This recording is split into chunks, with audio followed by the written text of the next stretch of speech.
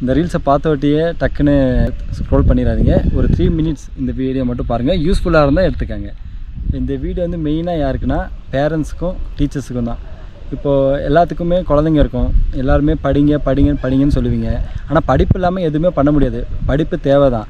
But அவனுக்கு என்ன interest இருக்குன்னு ஒன்று பாருங்கள். இப்போ கிளாஸில் ஒரு 40 ஸ்டூடெண்ட் இருக்கான்னா ஒரு 20 ஸ்டூடெண்ட் நல்லா படிப்பான்.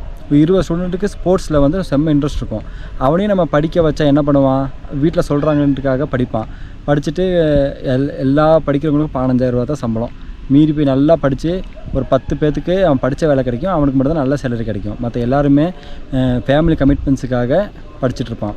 அப்போ அவனோட இன்ட்ரெஸ்ட்டுக்கு நீங்கள் அவனை விட்டிங்கன்னா கண்டிப்பாக சொல்கிறேன், ஸ்போர்ட்ஸில் வந்து நிறைய டிசிப்ளின் இருக்குது. அவன் உடம்பை பார்த்துப்பான். இப்போலாம் நிறைய பசங்களுக்கு வந்து டக்குன்னு ட்ரக்ஸுக்குள்ளே போயிடுறாங்க.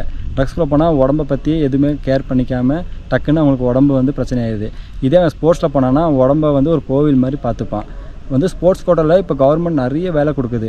அப்போ கண்டிப்பாக அவன் ஃபார்ம் 3 ஃபார்ம் 2 எடுத்தானா கவர்மெண்ட் வேலைக்கு போயிடுவான். அவன் லைஃப் லாங் அவன் பிடிச்ச வேலையை செஞ்சுட்டு லைஃப்பில் பிடிச்ச மாதிரி இருப்பான். அதுக்கு ஒரே காரணம் ஸ்போர்ட்ஸ் தான். அது எங்கேருந்து தொடங்குதுன்னா ஸ்கூலில் தான் தொடங்குது. ஸ்கூலில் மட்டும் கரெக்டான ஒரு பிடி சார் ஒரு பேரண்ட்ஸோட கைட்னஸோட கரெக்டாக அவனை கொண்டு போனாங்கன்னா ஒரு ஸ்டேட் லெவல்லையோ ஒரு டிஸ்ட்ரிக்ட் லெவலே அவனை வின் பண்ண வச்சாங்கன்னா காலேஜில் போகும்போது அவனுக்கு ஈஸியாக இருக்கும். அது மூலயமா அவனுக்கு வந்து அவன் என்டையர் லைஃப் கெரியரையே அவன் பார்த்துக்கலாம். இல்லாமல் இப்போ கார்ப்பரேட் கம்பெனிக்கெலாம் போனீங்கன்னா ஃபுல்லாக நைட் ஷிஃப்ட் தான் போவீங்க. நைட் ஷிஃப்ட் போனால் என்ன ஆகுன்னு உங்களுக்கே நல்லா தெரியும்.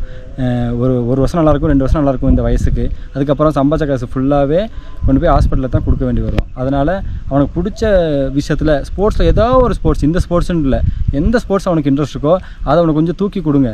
அவனுக்கு கொஞ்சம் என்கரேஜாக பண்ணுங்கள். அவன் கண்டிப்பாக நல்லா பண்ணுவான். இது வந்து என்னோடய ஒரு சின்ன ஒரு ரிக்வெஸ்ட்டாக நான் சொல்கிறேன். இதை வந்து ட்ரை பண்ணி பாருங்கள்.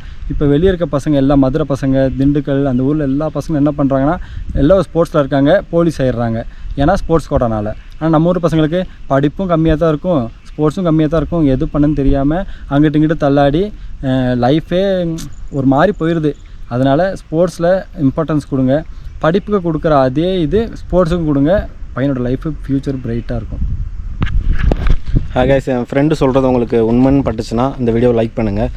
இந்த பேஜை நீங்கள் ஃபாலோ பண்ணாட்டியும் பரவாயில்ல, இந்த வீடியோவை நிறைய பேத்துக்கு ஷேர் பண்ணி விடுங்க. Bye guys.